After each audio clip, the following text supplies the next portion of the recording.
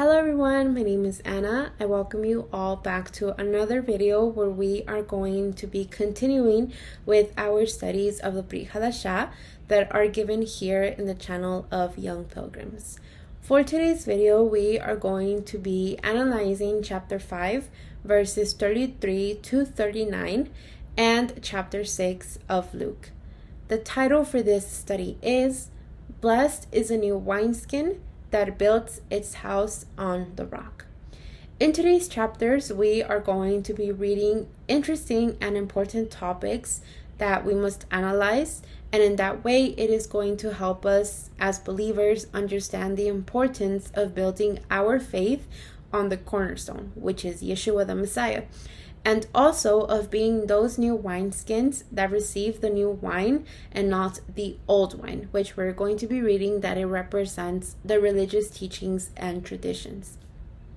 As well, in these two chapters, we are going to be reading the topic about fasting, as well as who is the man of the Shabbat. And we're also going to be reading this event that happens on the day of Shabbat with Yeshua when he heals a man, and which this action of Yeshua generated a controversy with the Pharisees, who considered this action as a violation to the Sabbath day. As well, we are going to be reading the election and the calling of the 12 disciples of the Messiah. And lastly, we are going to be reading about the parable of building the house on the rock, where it is going to teach us the importance of listening to the teachings of Yeshua, and not only listening to them, but also putting them into practice in our lives. So in that way, we can build a solid and secure life in the rock, which is Yeshua. With this very brief introduction of what we are expecting to be reading in these last verses of chapter 5 and in chapter 6 of Luke, we will begin by reading the last verses of chapter 5, which say, "And they said to him, the disciples of John fast often and offer prayers, and so do the disciples of the Pharisees, but yours eat and drink." Yeshua said to them, "Can you make wedding guests fast while the bridegroom is with them? The days will come when the bridegroom is taken away from them, and then they will fast in those days." Verse 36. He also told them a parable, saying, "No one tears a piece from a new garment and puts it on an old garment. If he does, he will tear the new, and the piece from the new will not match the old.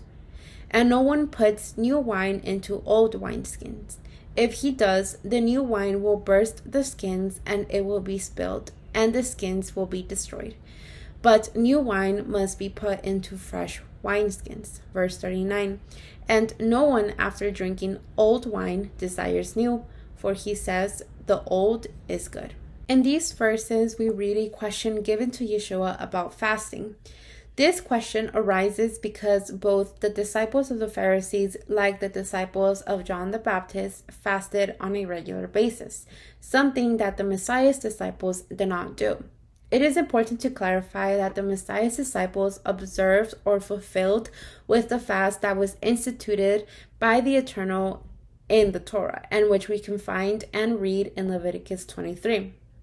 However, they did not observe the fast that the religious leaders had imposed as a commandment to the people of that time. For this reason, it is why the Pharisees come to Yeshua and ask them why such as him and his disciples did not fulfill with this fasting that was imposed by the religious people and that was not given by the Eternal. The disciples of John the Baptist, the reason why they would observe these additional fasts was not because they were following the religious laws. Rather, it was because they simply coincided in their dates of fasting with the dates of fasting of the Pharisees. It is believed that John the Baptist joined a group in the desert where they would practice, where they would baptism, prayers, fastings, etc. For that reason, it is why his followers of John the Baptist agreed in doing these fastings and therefore coincided with the days of fasting of the Pharisees. The problem with this topic of fasting was not doing it or was not fulfilling these days of fasting. Rather, it was the moment that these Pharisees come to Yeshua and they question him why he and his disciples did not do these days of additional fasting.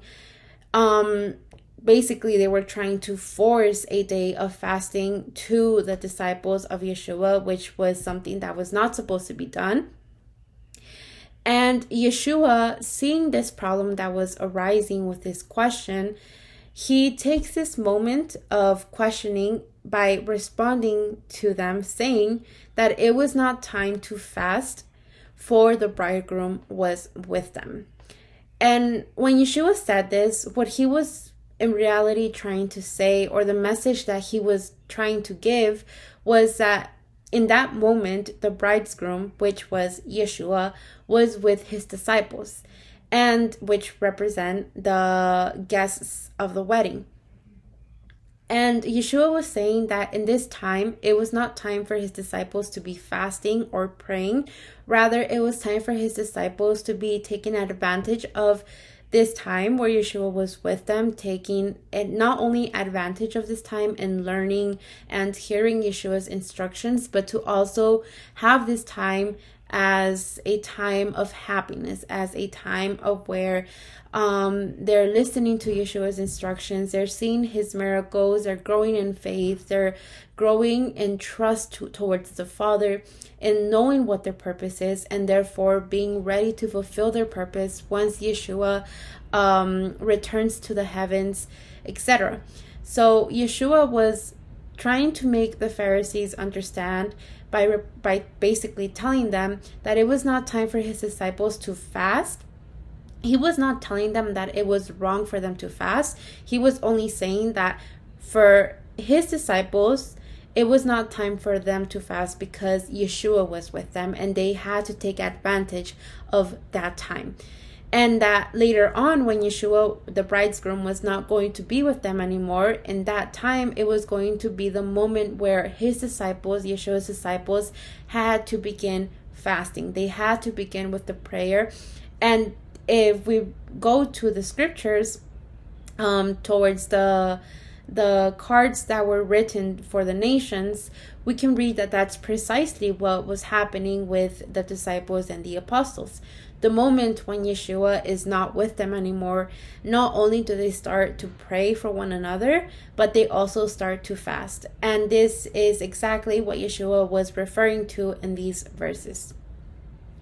In these verses, we can also read that Yeshua gives a parable of the new wineskins, which compares Yeshua's message to new wine and the rigidity of Jewish traditions to old wineskins, which only oppress the people, and which in reality, those commandments or those traditions that were added by men were not given by the Eternal. So therefore, they were only imposing, or they were forcing these traditions towards people, and which were not considered as something correct, and which Yeshua basically exhorts them about this error that they were committing.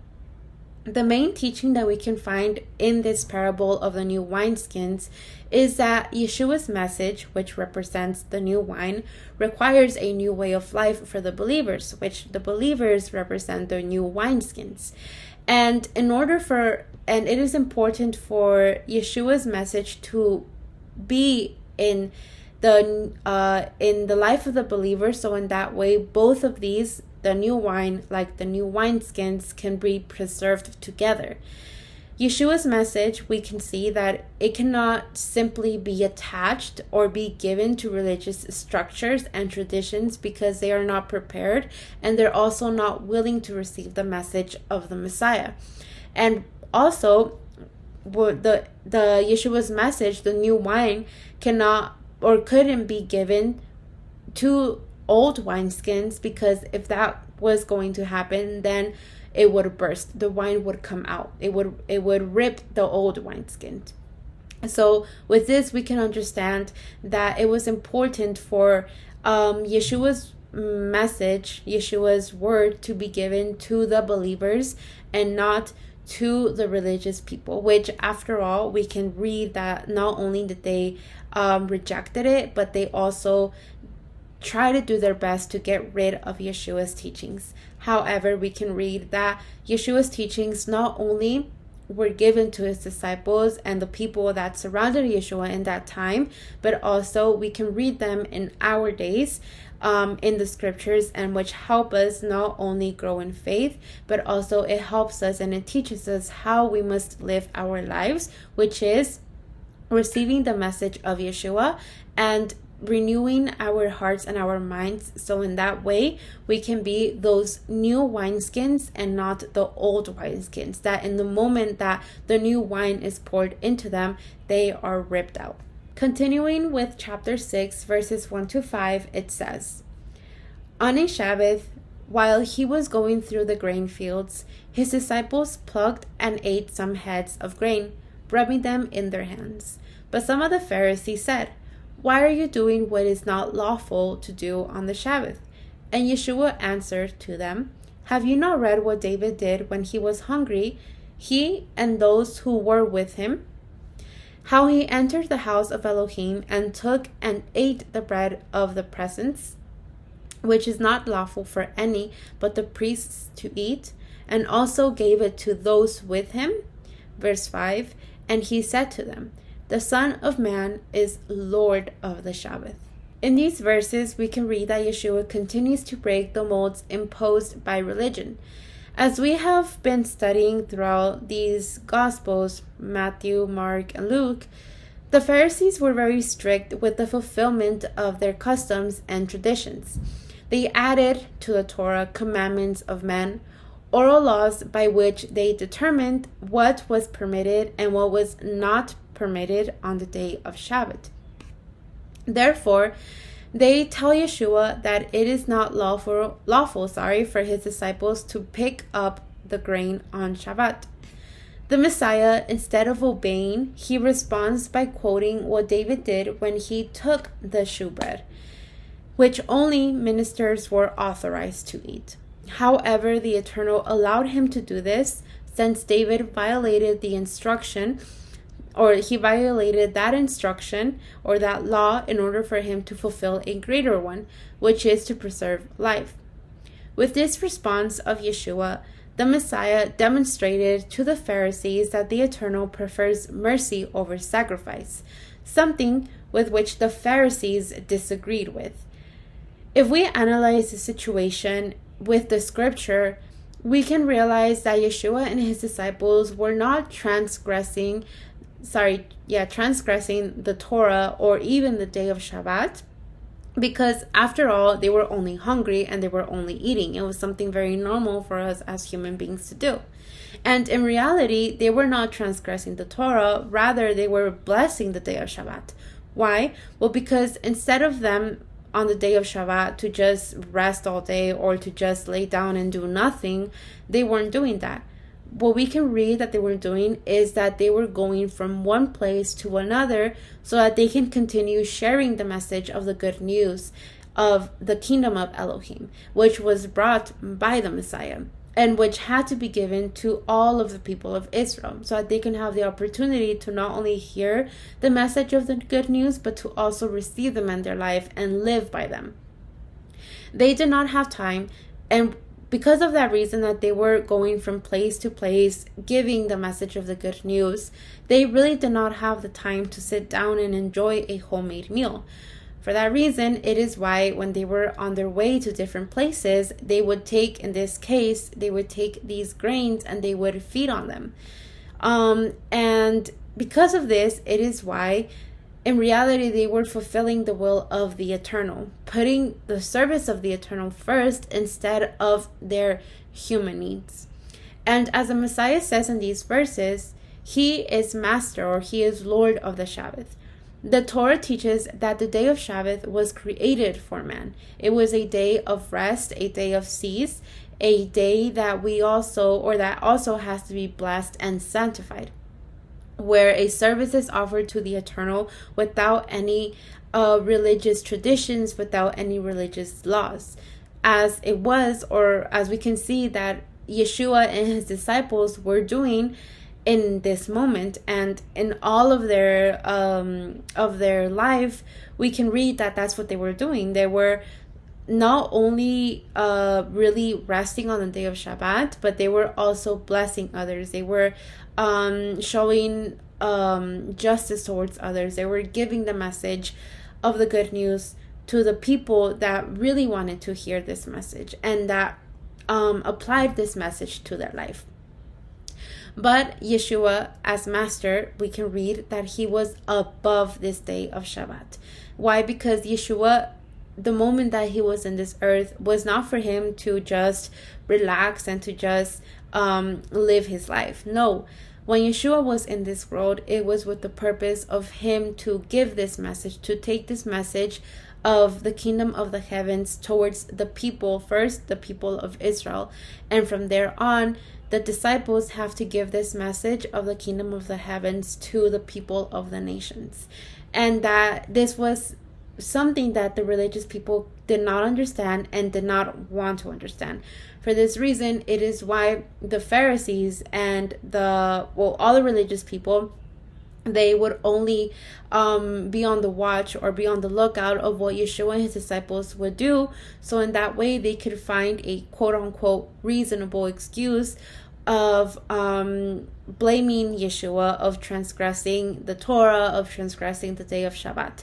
However, Yeshua replies them with not his words, but rather what it says in the scriptures. When we read these words of the Messiah in these verses, and we see that they were also said in the scriptures beforehand, it is easy to understand this purpose of Yeshua and this purpose of his disciples. However, as I was saying, the religious people, due to their hardness of heart and also the spiritual blindness that they were in, it was hard for them to not see and to not understand.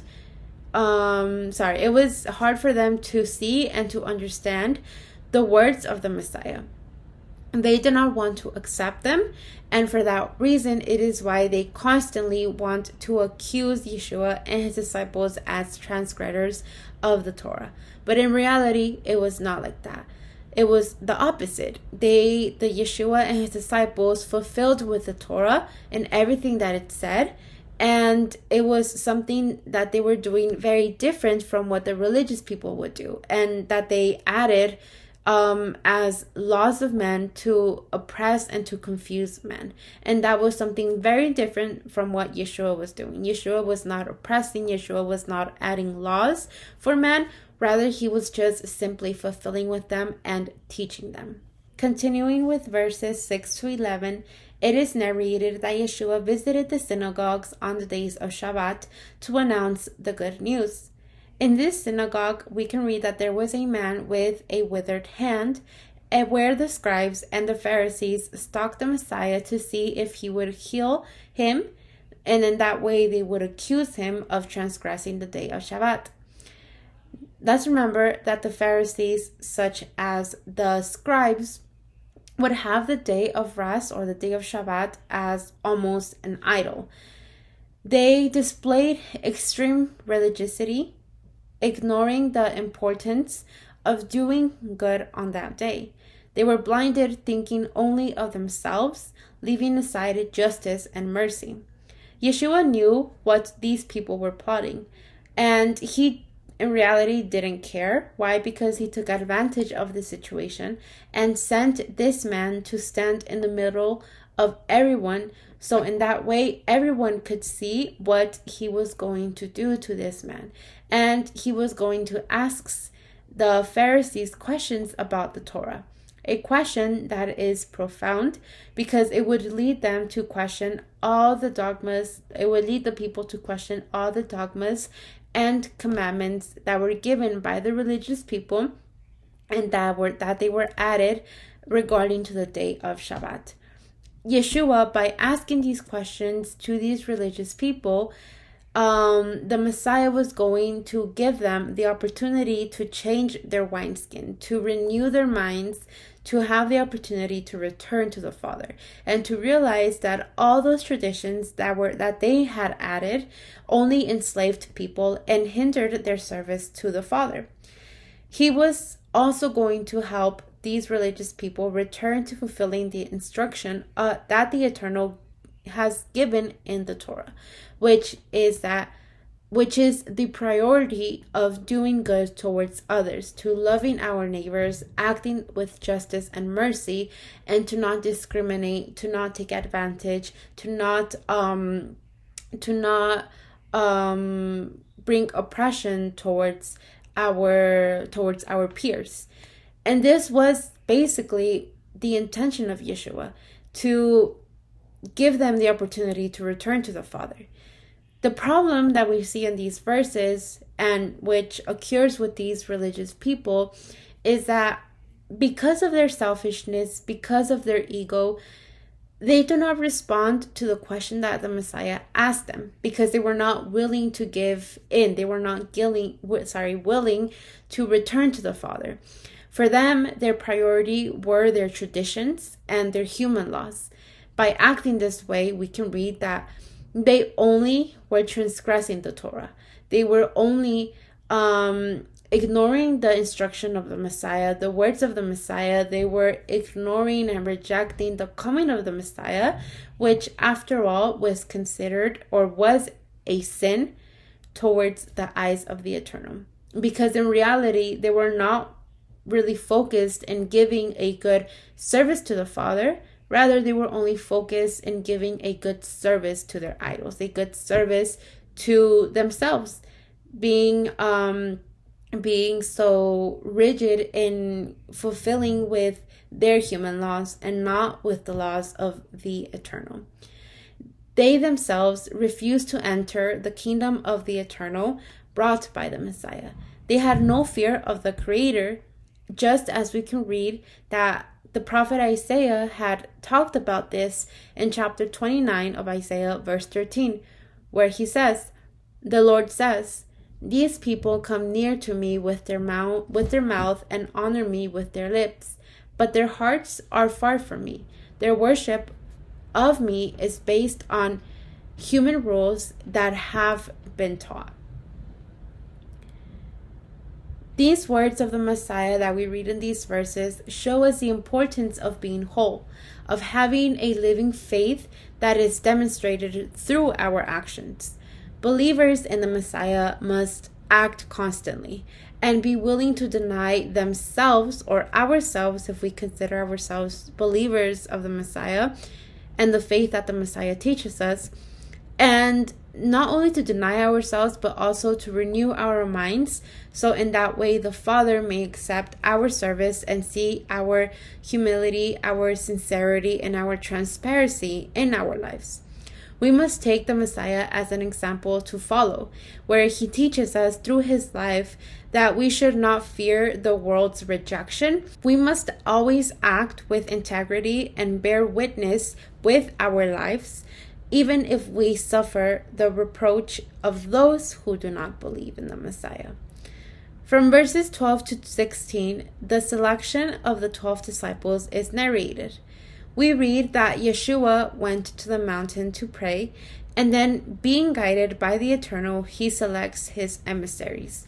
Although the multitudes sought him, finally only 12 were his students.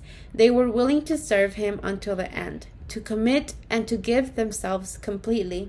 That is why they were chosen and received authority to continue extending the message of the kingdom. Continuing with verses 20 to 36, it is narrated about the blessings that are going to be given to those who believe.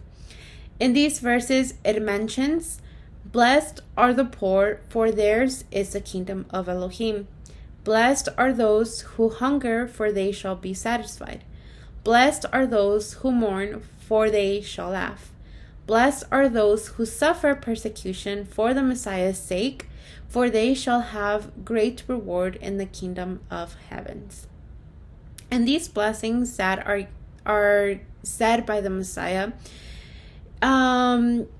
it teaches us that those humble, those heartbroken, those souls whom are not full of pride, who are not full of sin, of injustice, who rather they submit themselves to the will of the eternal, and not only submit to the will of the eternal, but that also carry it out. Those who receive the Messiah and believe in his words and his message, those souls that are obedient, those souls who see the importance of returning to the Father through the Messiah, those believers or those souls are the ones who are going to receive justice, who are going to receive consolation of the eternal, who are going to inherit the heavenly dwellings. All of these blessings, all of these promises that we can read in these verses 20 to 36, Yeshua was referring to those people. Those are the people who were going to receive these blessings, and the people who were full of ego, the people who would only care for themselves, who did not want to return to the Father, they were not, and they are not going to receive these blessings that Yeshua mentions in these verses. This was a teaching of the Messiah when he said these blessings. And reading them, it is something that should motivate us, and it is something that we must continue striving for. In verses 24 to 26, we can read that Yeshua warns his disciples about the judgment that they would go through in the moment that the Messiah was going to return to the heavens.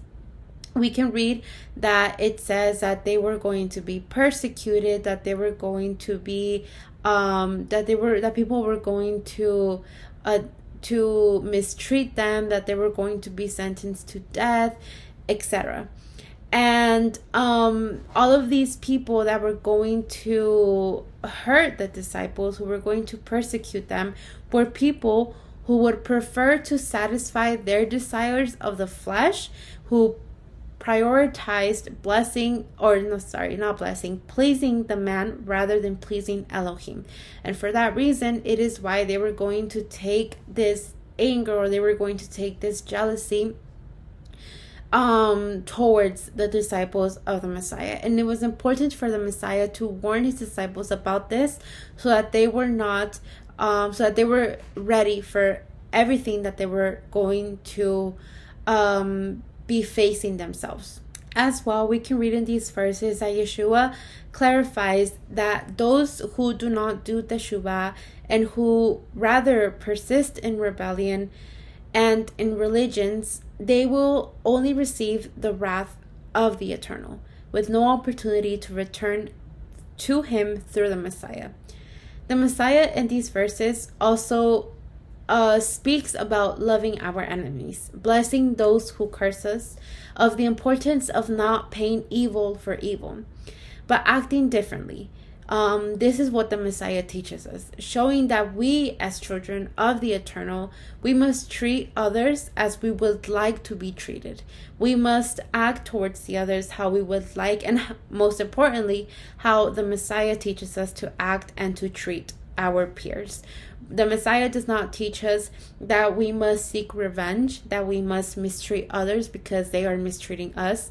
No, the Messiah teaches us to be of good testimony, to be giving good fruits, to, if we say that we are true believers, to truly act like believers, and to not act based on our emotions, based on what we are going through, or of how we are being treated in that time. And once again, we must take this example of the Messiah, of his life. Yeshua, although he was mistreated, although he was mistreated, he did not seek He did not seek revenge. Rather, he continued being that good testimony that shows of what his purpose was and how he was fulfilling with it. Us as believers, when we act this way, we bear witness to the Father's work that he has done in our lives. And not only that, we also show how he is kind and how he is gracious. So this is a very important teaching that we read in these verses and that we must apply in our lives. Continuing with verses 37 to 42, it teaches us, or it is narrated about forgiveness and the righteous judgment that we as believers must practice. Yeshua teaches us that forgiveness is a decision born from our heart to hold no grudges, no hatred, no resentment, no bitterness. Furthermore, in these verses, Yeshua teaches us the importance of praying for those who have offended us, and instead of cursing them, we should bless them. Sometimes it may be difficult for us to forgive others who have hurt us, who have treated us with injustice, who have spoken falsely things about us, who have hurt us in some way, who have disappointed us, etc.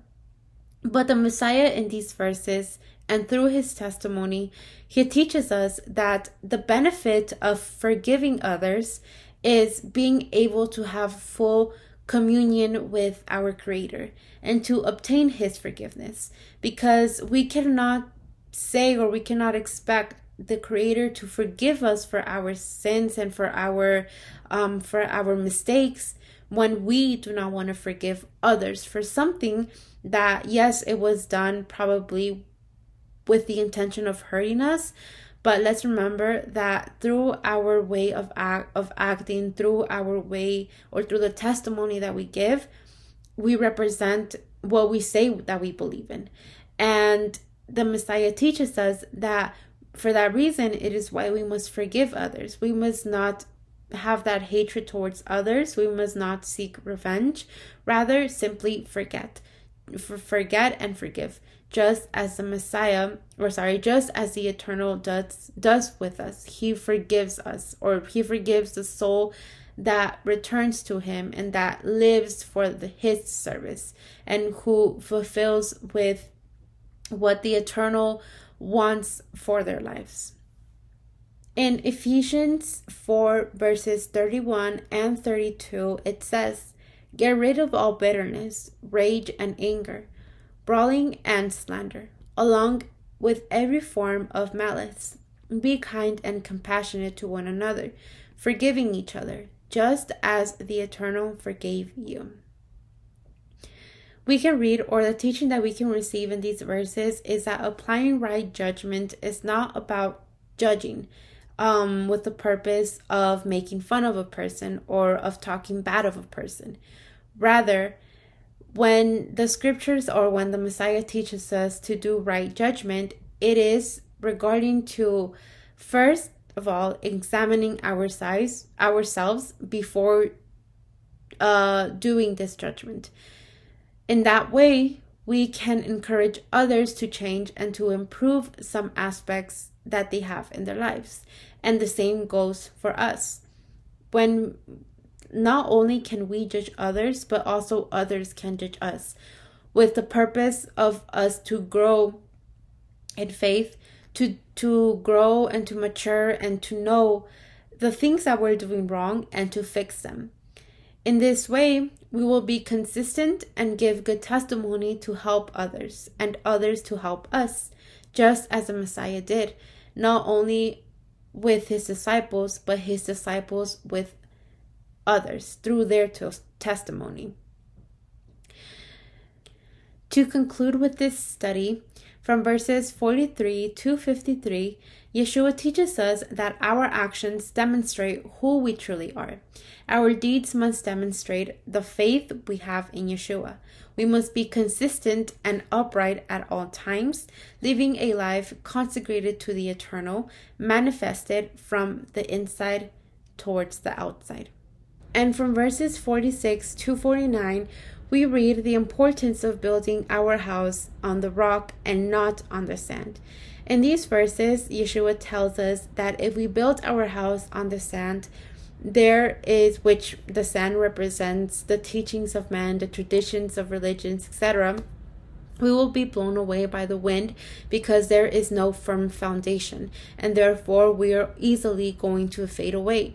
But if we build our house on the rock, which is in the instructions of the Messiah, we will have firmness, and when we face criticisms, when we face the world, we will overcome them.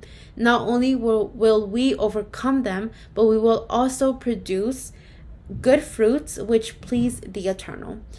And with this last teaching of the Messiah, we can conclude that obeying the teachings of the Messiah brings security but also strength to our life, which will help us endure the trails that we're going to be facing throughout our pilgrimage. And just as the title of this study is, we must be those blessed new skins, those souls that have been renewed, that have returned to the Father. And in that way, not only are we going to receive the instruction, the new wine, the instruction of the Messiah, but we are also going to know the importance of building our house on the rock, which is in the Messiah, Yeshua. And with this, we close today's study. Thank you very much for your time, and we will see each other in the next one.